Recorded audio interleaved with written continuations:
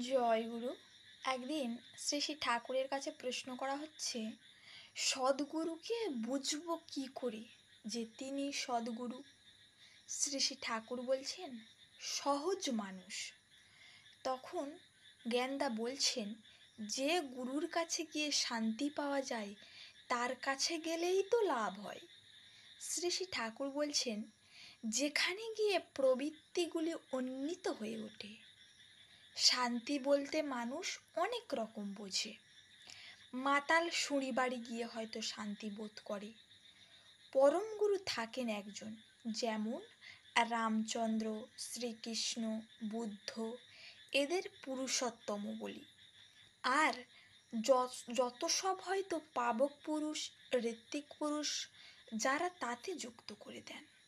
আদত কথা তাকে চাই, যার ভেতর তিনি যত পরিস্ফুরিত হয় তিনি ততটা তাকে পাওয়ার পথে সহায়তা করতে পারেন। তার ভেতর দিয়ে সত্তার আবহাওয়া পাই ততখানি। জয় গুরু।